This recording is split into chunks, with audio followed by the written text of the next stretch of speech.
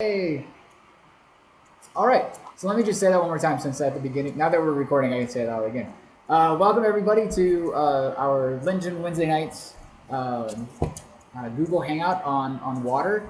And we have Brock and Barbara Allen at their house. And we have Dick and Joan Wayman and Susan Cox here in the boardroom. And hopefully some of you are watching this for the first time on our YouTube channel.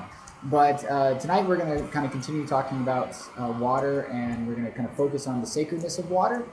But to kind of get us into the mood and start some conversations, I'm going to show you a quick little video that's going to kind of set the stage and bridge what we did last week in terms of the uniqueness of water and the specialness of water, and kind of talked a little bit more about what we're doing in terms of World Water Day, which is coming up this Saturday, March 22nd. So this is a cute little video, but of course now I can't find because for some reason, hang on one second. There you go. Why did that fit? Now this is the right one right here. So, 1 second, let's try this again. Now you gotta do the Google share screen. Water changes everything. There we go. So now Brock and Barbara, did you just see this? Did water changes everything just come up on your screen? Yes, we can see it fine. Okay, great. Okie dokie. So we're gonna watch this video real quick as a way to start our discussion.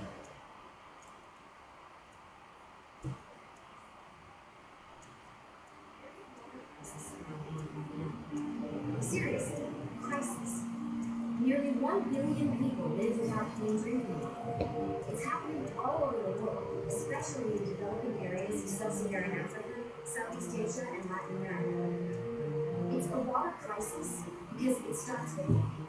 But water affects everything. Education, health, poverty, and especially women and children. Let's look at a family caught in a water crisis. It's likely they live on less than $1 a day. When they're thirsty, they can't just turn on the faucet for a nice cold glass of water. They don't have a faucet. Instead, the women and children go off to collect water. Many walk up to 3 hours a day to the nearest swamp, pond, or river to gather water that's been sitting out in the open, exposed to all kinds of germs. Time spent gathering water is time they can't spend learning to read, write, earn an income, or take care of their family. Some women in sub-Saharan Africa spend more time collecting water than any other activity they do in the day. And the walk isn't just hard, it's dangerous. The women are alone and burdened with 40 pounds of water. Many get hurt, sometimes they're even attacked. When they make it home, the little water they've collected isn't clean. Some families know their water is contaminated with germs that cause diarrhea, dehydration, even death. But what choice do they have? Kids, especially babies, are affected most by these germs. About every 19 seconds, a mother loses one of her children to a water-related illness. And each day, almost 1 billion people are living this way. Until they get a little help. The water crisis is solvable. There are solutions. Some are brand new and innovative, like water filtration systems. Some are age-old, like drilled or hand-dug wells.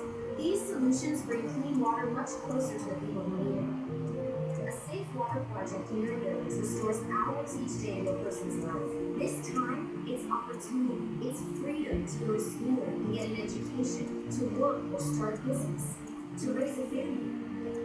Africa alone could save 40 billion hours each year. That's the entire annual workforce of France.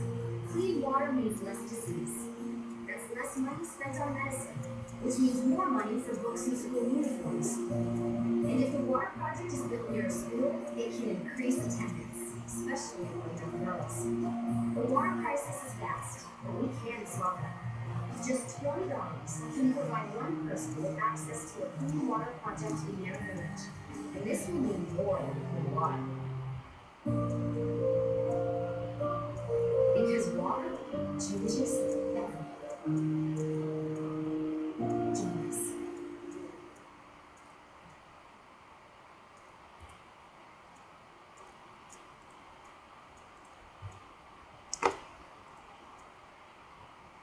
Right.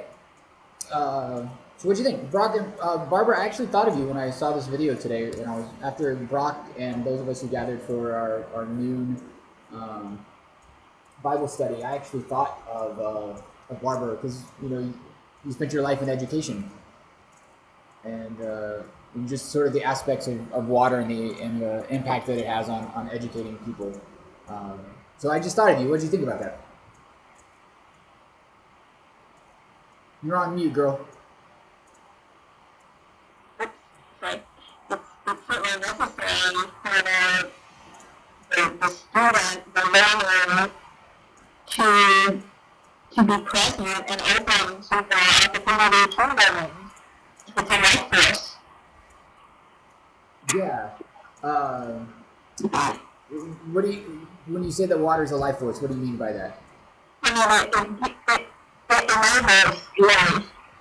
And so, in enabling life, it allows the being who has ingested it, obtained it and ingested it, to participate at a higher level with mind and body, just giving awareness of being a human and being responsible and responsive.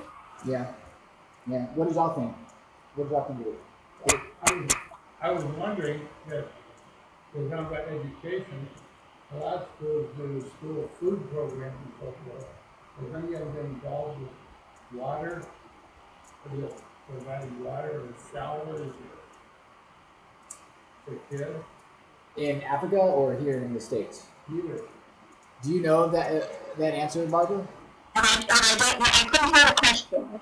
So Dick was asking that there's like free food programs at elementary schools, yada yada yada. Have schools been sort of open to having sort of like a free water program so kids can come in and maybe shower or bathe or get drinking Well, that's water? interesting. And certainly the middle school and the high schools who have shower facilities. I think that part of the tradition, at least in San Diego Unified, that's been available at the least as part of the gym program as a way to older. But I wouldn't be surprised if that's happening on a more open basis. Interesting. I think another thing which is there's some article in the opinion about the lack of public restrooms at transit stations. And this is sort of a planning area on the part of the transit planners. We don't put them in because they're too expensive, mainly in terms of capital improvements, but also because of the maintenance patterns and so on. So you have a situation where people who are in the public sphere can't get to minor restroom facilities, but even drinking fountains anymore. So it's, there's this peculiar thing that in our culture now, you go to 7-Eleven to get water. Right. It kind of put so today at our Bible study, the scripture verse was the Samaritan woman at the well, and Jesus asks her for a drink, and and he says, I'll give you living water, sort of thing. And so we had this really nice discussion about what does it mean to be given living water, and Jesus' use of the metaphor and everything. It was really deep and rich, but when I saw this video, it just kind of made me think of her as a symbol of going to the well by herself. And here we have all these young girls who should be in school, who are traveling to wells to get water for their family, oftentimes by themselves in very dangerous places, and horrible things are happening to them. And so it just really, I'm thinking that for starting with elementary school, starting with the kindergarten, is a wonderful place to introduce the importance of the sacredness of water just at the drinking fountain. Whenever a classroom teacher walks or marches, as the case may be, in the discipline pattern classrooms, his stream of children to the drinking fountain. And just even a preparatory comment that now you're going to do a very special thing where you wouldn't use the word bless necessarily, but it is kind of a blessing that this magical water is available to them. Right. Susan? Well, there's a lot of different things going on in this discussion. One is access to clean water, which is clean, usable water by everybody. And historically, how things have changed. You go back to the Bible, and there was a well in the middle of town where you could go to get clean water. That was free for everybody. Water rights have been bought up in sub-Saharan Africa and South America by huge corporations. And even if there was water available, somebody's going to have to pay for it. Right. And the water that is available may not necessarily be clean. It might be that swamp water that you had to walk 3 miles to go get. And in that case, how do you make that water? There's different organizations on this thing, Charity Water, that did their videos. Interesting. There's one called Water Without Borders that supports easy ways to filter water. There's simple, low-tech ways that you could get clean water, to turn your dirty water that you can get to in Africa into clean, usable water. The whole feminist issue there too, of these women and girls that are doing it all. It's a huge discussion. I think of the importance of community in providing water and access to water. I think of the ancient Greeks, how clever they were in the system of water delivery and clean water, and these are everything from geometry to physics to make sure that there is a source and an abundance in place. In our own society, I think about 100 years ago when there were tenement houses. Tenements did not have plumbing. If they had any, they might have had one fresh toilet and some water in a big sink. Right. So if you wanted to bathe, you had to have a bath that you put water into, but they also have public bath houses. Sure. Where homeless people nowadays would love that. Be able to take a shower for a quarter. That kind of stuff is not widespread in the first world. Like it was back at the time of the last century. Which leads us to, our wonderful guest speaker next week, Dr. Elkine from SDSU, who's going to kind of talk a little bit about, I think maybe touch on some of these issues in terms of the way it's worked in like the Western world, or the Western part of the United States, right, Brock? That's her focus? Yes, the history of water in the Western United States. Yeah. So, and that can go in so many different directions. So, but maybe she might address some of that, some of those things. I also, Brock, I wanted to let you know that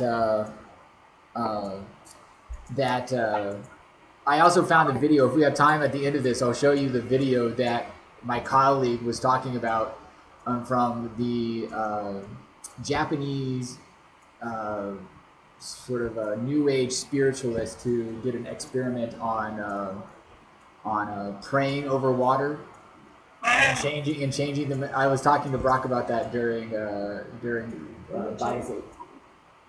He says it changed. If you watch the video, and then read the comments are not kind to him and this sort of pseudoscience that he's probably.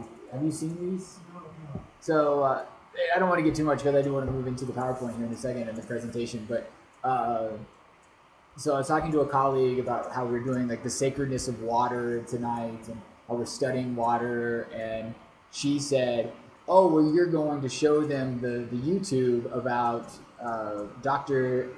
Inimoto, who did an experiment on taking distilled water and then praying over the water and saying nice things to the water and blessings to the water, and then photographing the molecules, and they looked a certain way, and then he stood for minutes or an hour shouting at the water, saying ugly negative things to the water, and then took a picture of like the molecules, and they looked warped and dark and horrible and sad. Yes, just sad. They just look sad. That's exactly right. We're about the emotional health of the water. Right. And he's claiming it's changing the actual like molecular structure of the water and stuff like this. And so I just told my colleague, I said, no, I'm not going to be showing this video. But then I was intrigued and I went looking for it and I found it. And it's only 3 minutes long, so we might get to it. So I just want to make sure that my PowerPoint is up. All right. Okay, 1 second. There we go. Can you see it now? Okay. So is it a full screen for you? It's good enough. Okay, great. So this was, if I go back, you can actually see this was actually tacked on to the end of Chris's lecture last week, but Chris was having such a good time, and I didn't want to cut him short. And I was just so pleased with what Chris did. Before we go on, like any other comments about anything from last week that you learned or have been thinking about over the week, about Chris and Chris's presentation? About his presentation, that politics of water is raging right here between LA and San Diego. Have you read about that? No, can you hear Joan, Brock, and Barbara?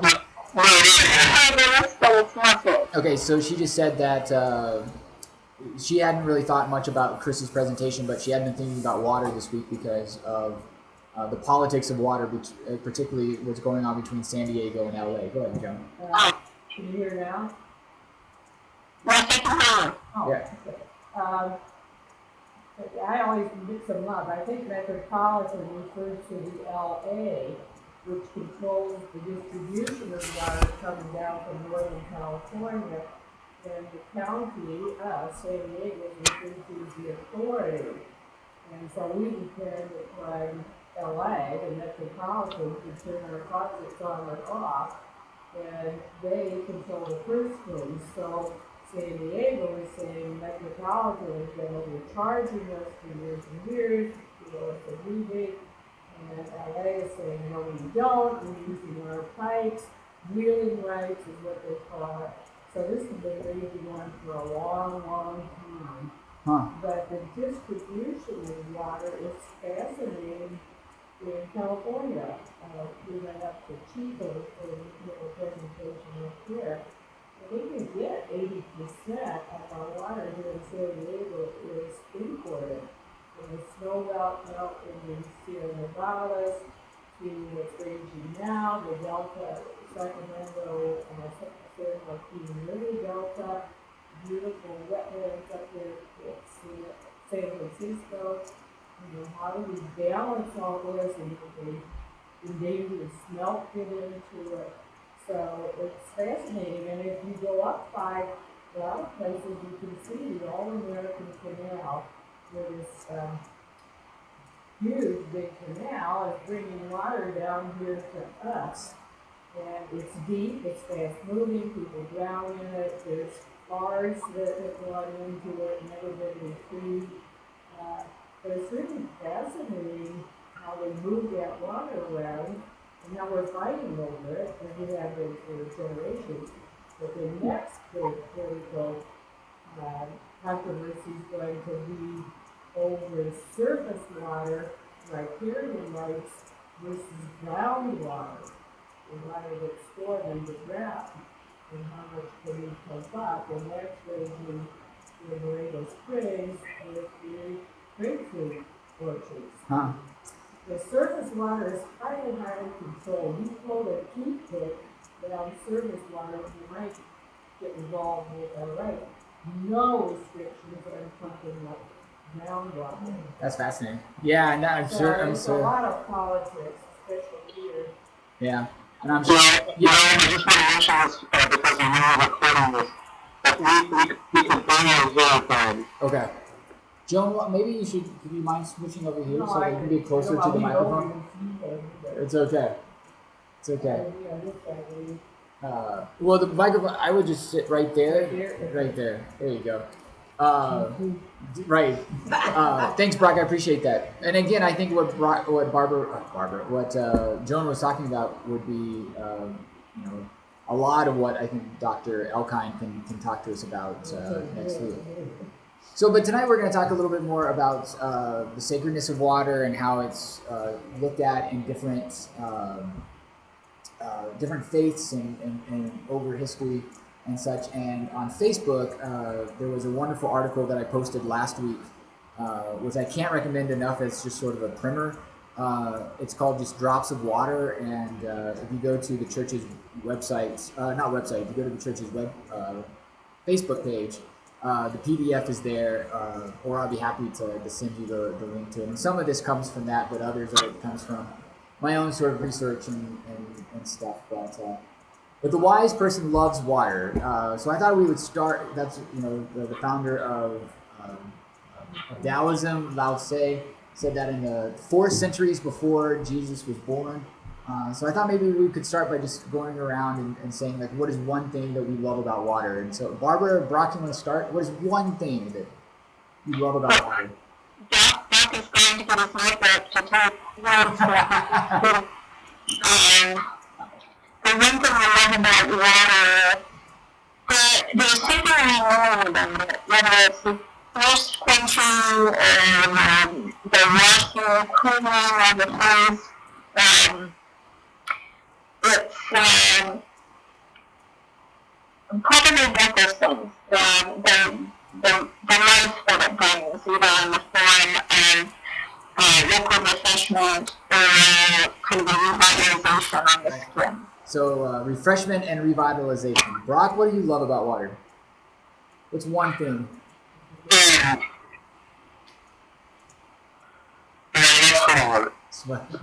There you go. There you go. Swimming. Joan, what's one thing you love about water? Canoeing on it. Moving streams of water. Yeah, canoeing. Dick, what about you? I like this thirst quenching. Thirst quenching, Susan? Oh, I'm with Brock on the skin, and I was normally a fan as a water baby. Were you? I just love water's power. Yesterday I was up in San Clemente with Alan and Ina one last time before they went back up to Montana, and watching the waves, just the power of the waves crashing in onto the shore. It was just really cool. I just love the power of water. So this, what you saw in front of you there is a small, it's kind of blown up, and next to it I put a more recent version of it. This is yeah, I know. You're right. So this is an Orthodox icon. The one on your left is an early 4th century Orthodox icon, and is found in a Coptic cathedral. It's actually on the wall, and you can kind of see it's kind of fading. It's actually in pretty good repair considering that it's early 4th century. The one on the right is a mass-produced Greek Orthodox icon that you can probably buy from a store for $10 to $15. And you could probably just go down to any Greek Orthodox church here in San Diego or online and find it. Have you switched to the second slide? Because we're still seeing the first slide. I did move to the second slide. It didn't move with you, Brock? Well, we threw it over to the edge instead of going, but it's too small. Oh yeah, so I'll that's a good thing to know. Yes, so click to the next slide. I'm sorry. So just for future reference, I think what's happening here, are you projecting this so that people who are there are seeing one line, or are you seeing it in edit mode? No, we're seeing it in one slide. Are you seeing it in edit mode? We're seeing it in edit mode. So we probably need to practice a little bit more with that. That makes you could do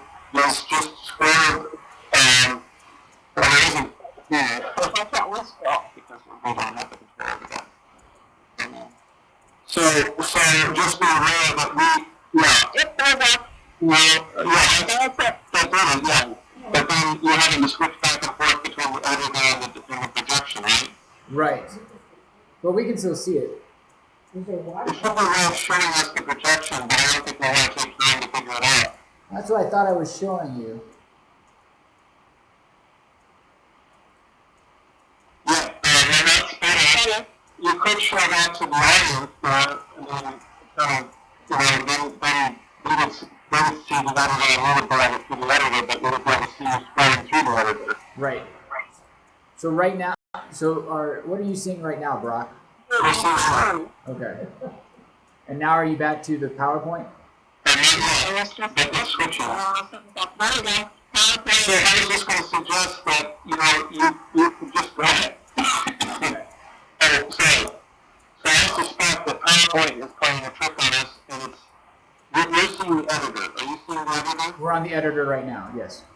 Yeah, so for tonight, maybe it's not the worst thing to just show the editor. Right. And we can practice on the other one. Yeah. Okay. So what we have here is, this is the icon of the baptism of Jesus. And because of on the left, it's so faded and everything, that is water, but what does that actually look like to you? Yeah.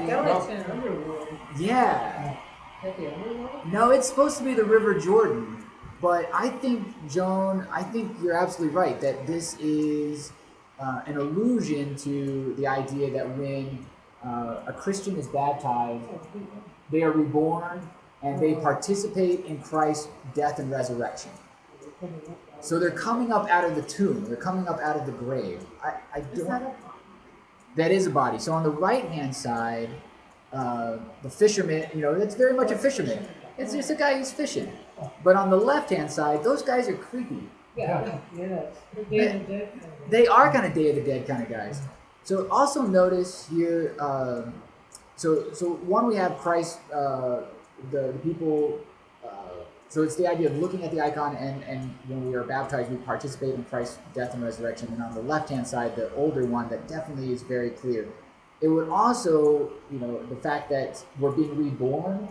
So last week I made a comment of it's naked Jesus.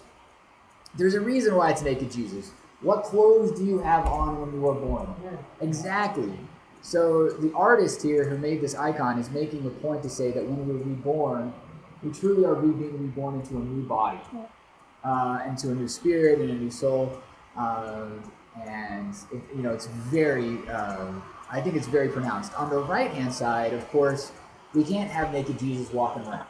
So, the 20th century Greeks, they put clothes on him, but also notice on the Coptic side, John the Baptist. So John the Baptist is the character on the left in the black. Where is John the Baptist's size on the left-hand side? Right. That's right. So John is peering towards the heavens, as if he's almost participating in hearing when the heavens split and the dove descends. Notice it's a very tiny dove on the left-hand side, whereas the dove is much more pronounced on the right-hand side. John is looking at Jesus on the right-hand side. John is looking to the heavens on the left-hand side. In the back on the right-hand side, you'll see the disciples that have been called at that point. You have John and James, Peter and Andrew. Those are Jesus' disciples. And then you also have a fourth angel, which is kind of an interesting. They added an angel on the right-hand side, whereas there are the three angels. And can you kind of tell what the faces up there? You might see it better. Actually, let me turn off the lights. Please, Joe. That right there, on the bottom. There you go. So look at the faces on the left-hand side. What emotion are they projecting? Can you see it, Brock and Barbara? Yes. What kind of emotion do you see on their faces? They look troubled. They do look troubled. They do. And so again, I think this speaks to the idea that baptism is participating in Christ's death and they know what he's going to be going through after this point. Whereas on the right hand side, the angels are all smiling. They look very pleasant. They're ready to attend to him in the desert when he goes off for 40 days. It's a much more pleasant sort of angel choir and stuff on the right hand side. So I just think this was a really fascinating look at how in the fourth century, baptism was taken very seriously. Not that it's not taken seriously in the 20th or 21st century, but in the fourth century, it was a long ordeal. You had to go through a whole year of catechism. You had to, in some places of the world, it was very dangerous to be converting to Christianity. This idea that that you could die and stuff. It was a much more powerful. Maybe that's not the right word, but it was impactful sort of thing. And whereas in the 20th century, even in the Greek Orthodox Church, baptism is mostly done with babies. It's a family event. It's happy. They get a baptism gown for the day. There's a potluck afterwards. It's a much more joyous festival in the more modern era. And so I think this icon kind of speaks to that. I'm sorry. Let me go back. So Joan, right? So Joan, hanging over his head on both of them is the dove. So the heavens open, and that's symbolizing this Holy Spirit descending on Jesus. And then you have a little dove, a little more pronounced of a dove on the right hand side than the left hand side, but you have a dove. Right. So the dove is coming down, right? And some scriptures say the Holy Spirit descended as a dove, and some say it descended like a dove. Dick, were you about to say something? It's just an extra angel. You got 3 angels on one. They added an angel. That's all they did. All right.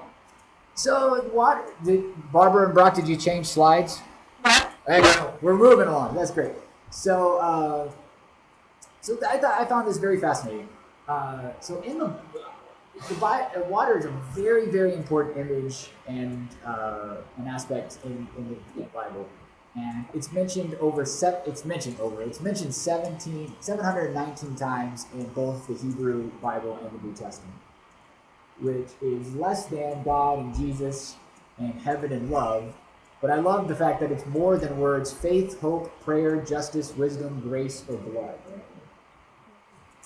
And so and many, many more times. I mean, not just like, it's not like the word faith is 712 times. It dwarfs all of those words. And of course, the Bible begins and ends with Bible, or with water, and the Alpha and sort of the Alpha and the Omega, if you will. So Genesis 1, I've talked about this a couple of different times, but Genesis has 2 different creation stories. Genesis 1 and then Genesis 2 to 4 are 2 separate creation stories, but in each one, water plays an immense and important role. In Genesis 1, water is already there. God looks out at the expanse of creation, and it's water everywhere, and not a drop to drink. Sort of thing. And the first thing that God has to do in Genesis 1 to create, if you will, is move the water aside. There's water everywhere. But in Genesis 2, it's basically a desert area, and it's dust. And there is no water to create. So the first thing that God has to do is spit on the land so that God can create mud, so that the human can be created out of this mud substance. So water, both the excess of it and the scarcity of it, plays a huge role in the creation story. But the Bible also ends with water. So Genesis 1:1 says, so God on the 6th day of creation says, at the beginning of the 6th day, declaring, "Let the waters bring forth swarms of living creatures, So that's almost evolutionary. Not that the ancient Hebrews had any understanding of Darwinism and evolutionary science or anything like that, but it's almost evolutionary that living creatures sort of come up out of the water and start to live on the land. But then in Revelation 22, the river of life flows from heaven to the New Jerusalem. So if I go back to the baptism slide, so did it go back to the baptism slide? Excellent. We're working now. So it's more pronounced on the right-hand side. The heavens open, and there's this line that comes down from the heavens opening onto Jesus. That isn't just light, but if you'll notice, it's the same color as the River Jordan. That is not just a light beam, but that is also the river of life flowing down. And we'll see this here in a moment as well. So almost the second or third to last words of the Bible, Revelation 22:17, is this command that says, "Let anyone who is thirsty come, let anyone who wishes to take the water of life as a gift." And so, I think sometimes we think of Revelation with its scary monsters and the blood and the death and the battle and the waging of spiritual war and everything. But Revelation actually ends with this very beautiful invitation to the hurting, the thirsty, anyone who wants to come. Comments or thoughts about that? Anyone. Anyone, right? Anyone. That's such a good one. Joan, what were you about to say? Is there something in Revelation that there would no longer be the sea or the ocean? I don't know. I would have to go back and look. This is what the problem with being a UCC minister, Joan, is sometimes we don't have the Bible memorized like our Baptist brethren. I thought there was something in Revelation that is new to Jerusalem and going to be that way to no more sea. Could be. Once we have the freshwater river to do it. Right.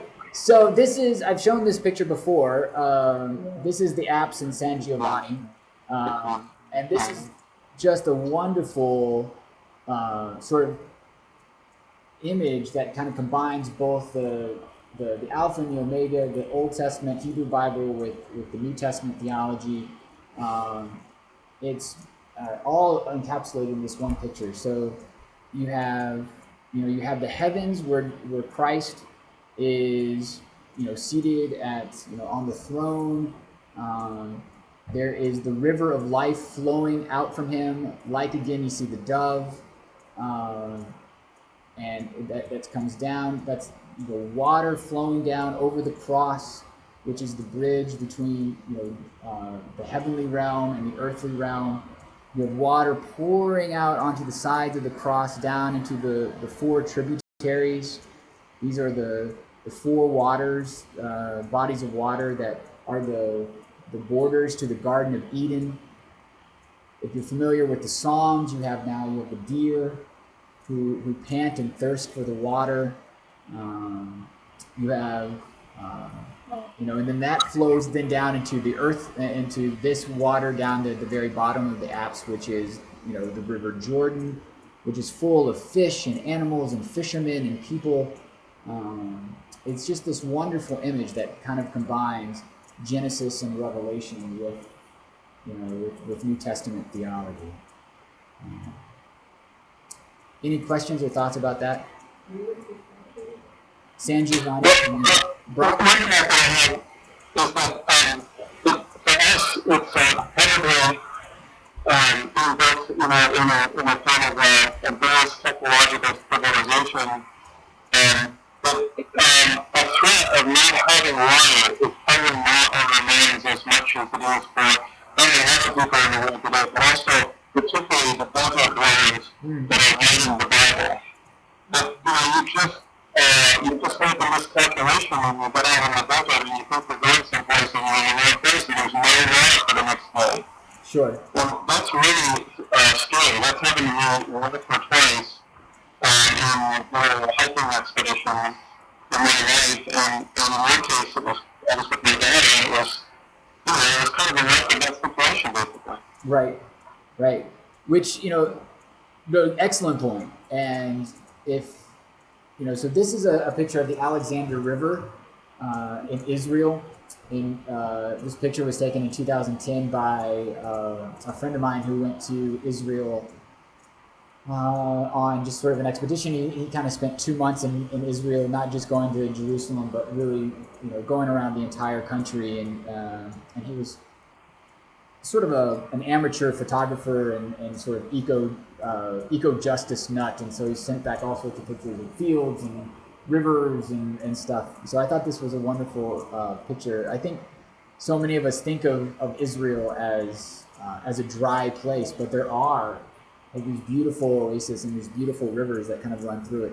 But I just kind of wanted to read through you a couple of things about water, and with this image sort of in front of you that are sort of in the Bible. So Psalm 65 says about God, "You visit the earth and you water it. You greatly enrich it. The river of God is full of water."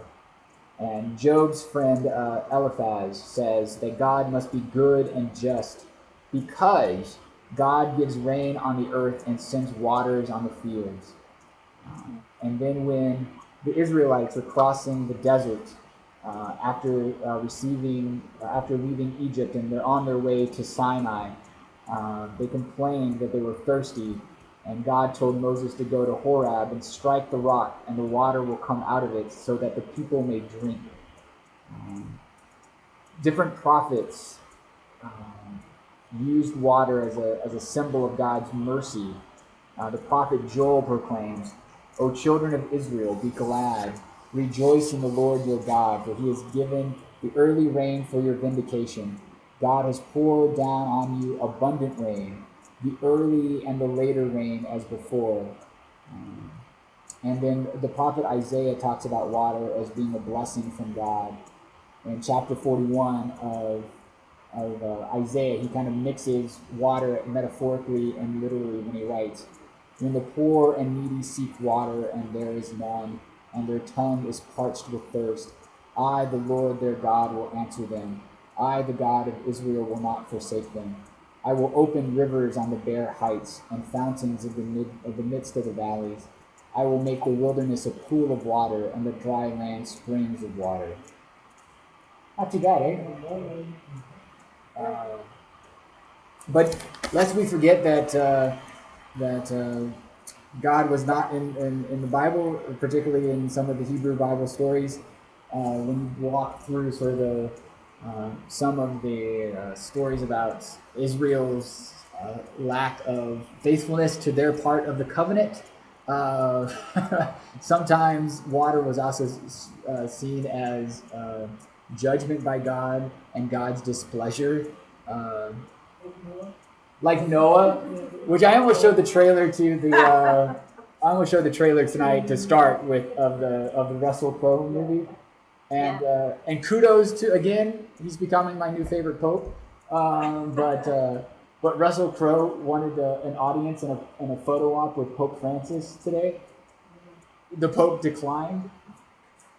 The Pope declined an audience with Russell Crowe. Isn't that great? The Pope knew that Russell Crowe was there for a photo op to promote his movie. So it would be used. It was so good. That's right. So Elijah, the prophet Elijah, says that God, when the wicked King Ahab displeased God and was leading the nation of Israel down the kingdom of Israel down a wrong path, Elijah tells wicked King Ahab that God would send neither dew nor rain on Israel as punishment for the people's sins. And then Jeremiah vividly describes a drought that will come because of Israel's transgressions. And here's a little bit of that. The word of the Lord came to Jeremiah concerning the drought. And it's called not just a drought, it's called the drought. Judah mourns and her gate languishes, and they lie in gloom on the ground, and the cry of Jerusalem goes up. Her nobles send their servants for water, and they come to the cisterns, and they find no water, and they return with their vessels empty. They are ashamed and dismayed, and cover their heads, because the ground is cracked. Because there has been no rain on the land, farmers are dismayed, and they cover their heads. Even the doe in the field, go back to the asp, about how the water is there to feed to quench the thirst of the doe. Even the doe in the field forsakes her newborn fawn because there is no grass. The wild asses stand on bare heights, and they pant for air like jackals, and their eyes fail because there is no herbage. I mean, that's a pretty bleak picture. It might sound like California. But of course, it's not just the biblical images that water is used. Almost every world tradition has at their roots a relationship with water. And almost all of the world's traditions, whether they are of the great traditions like Buddhism or Hinduism or any of the monotheistic religions, or more Aboriginal faiths or faiths of the first peoples, water is at the heart of their creation stories. And this is a picture from a children's book illustrating the Iroquois creation myth of the Iroquois Confederation around New York City and that area. And their creation story is called The Turtle Island, where Mother Earth descends upon the land or upon the planet, and there's just water everywhere, and she dives down into the bottom of the ocean and finds the turtle and coaxes the turtle up out of the water, and the turtle becomes the basis where all land is formed. And you can see the children play on the back of the turtle, and the trees start to grow. And, it's a wonderful, vibrant story. Does anyone else know any creation stories that have water at their roots? We got a table in here. Oh, sorry, Joan. Actually, I could teach you. Yeah, I know. Right. Brock, Barbara, do you know any creation stories with water? Are they there? Taoism believes that they had a hard time, I guess, thinking of a separate God creator, from what I heard, because they thought everything was creation. The water, the ground, the Right. trees. Yeah. So they had trouble thinking of a separate being, a creator, aside from Sure. Like Right. So we're kind of running out of time, so I'll kind of move through here a little bit. So each of the major religions of the world use water in their initiation rites, and there are many immersion rituals, either full body immersion rituals or part of the body immersion rituals. And this is a list of the 5 major religions in the world. So the Jewish mikvah is something that came around the time of the Second Temple after Jerusalem was destroyed, and this would have been the practice that the Essene community in Qumran would have been practicing, and John the Baptist would have been practicing. One of the things that's interesting about the Jewish mikvah, which Christian baptism is based upon, is that it wasn't a once and only event. It could take place multiple times. Anytime that there was a need for renewal or reconciliation with the community, you could go through a ritual of mikvah. That's a great question. I'd have to go back and look. Now, I think that's separate to the head of the running water.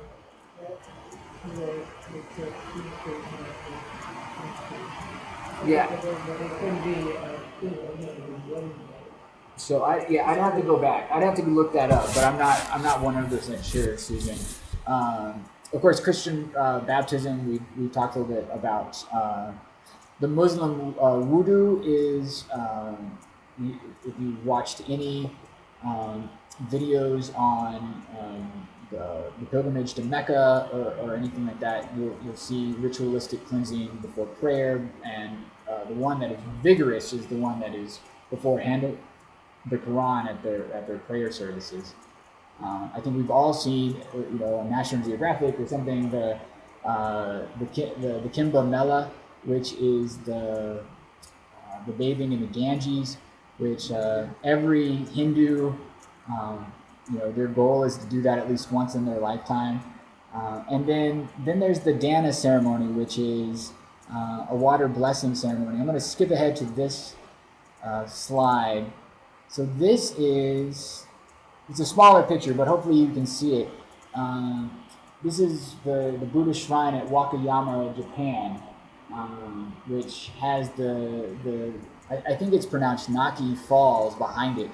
And the legend here is that a Buddhist monk stood underneath those falls for 21 days to purify himself for his life as dedicated to the Buddha. And if you want to, when new Buddhist monks come to the Wakayama shrine, then they'll stand underneath the waterfall. Well, not for 21 days, Susan, but they'll stand. But it is an initiation rite, and then pilgrims will come to the falls and stand underneath it and stuff, and it's a wonderful immersion ceremony. And then, of course,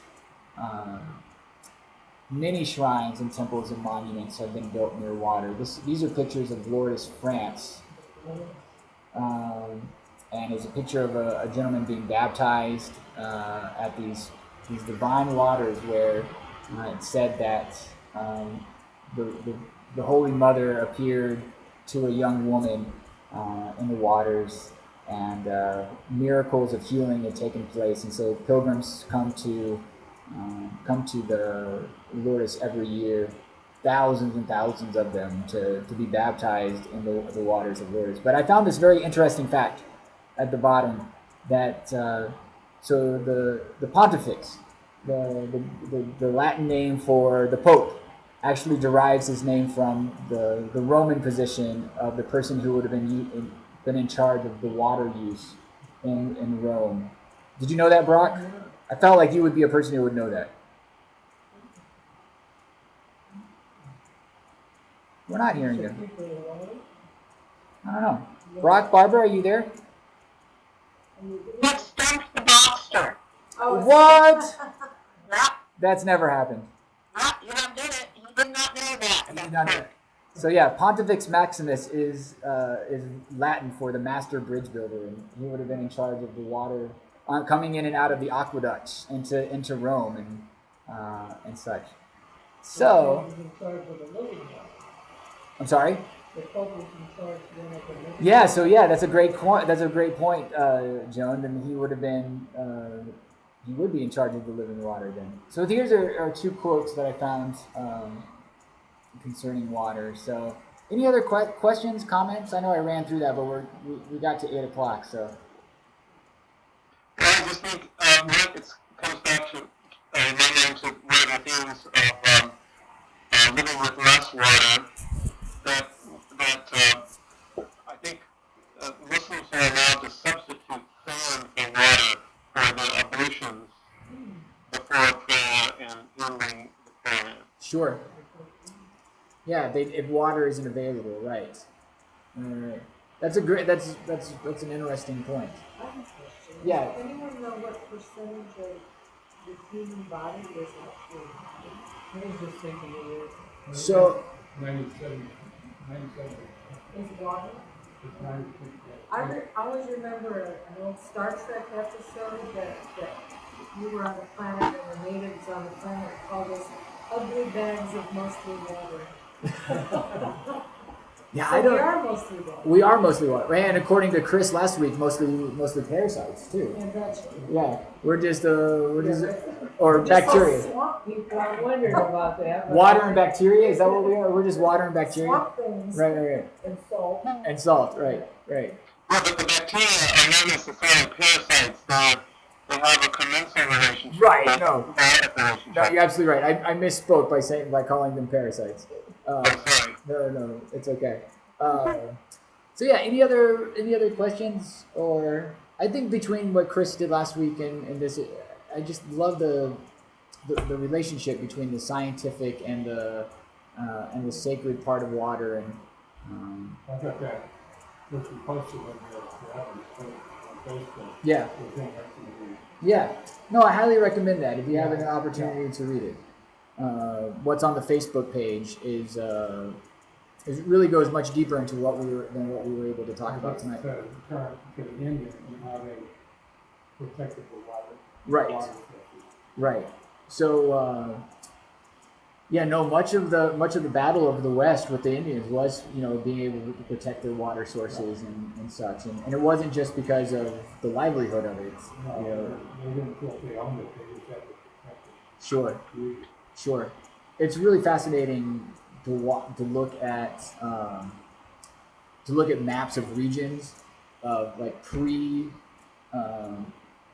European American sort of control of the land. That if they actually did write out maps, the borders are all these jagged lines. They don't make sense. They kind of look like districts now.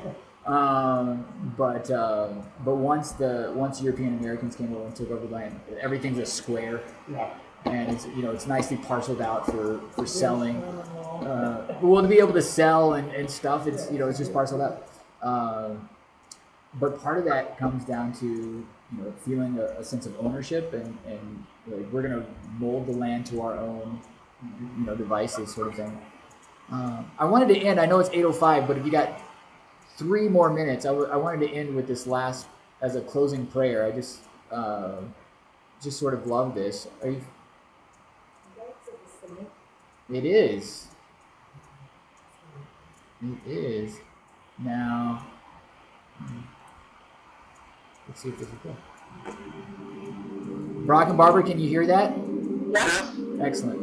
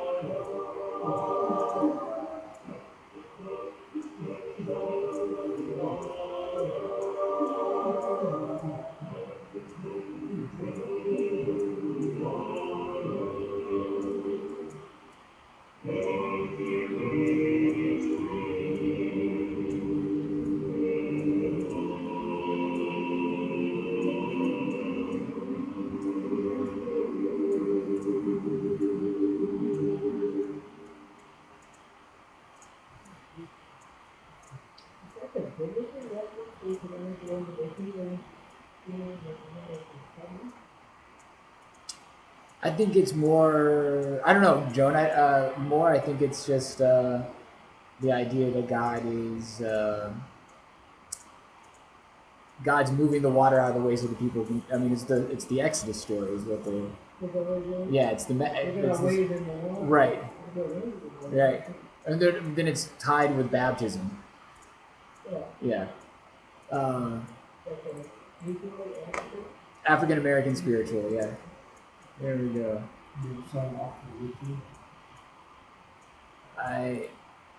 There we go. Brock and Barbara, are you back? There we go. Hi. What do you think of that song?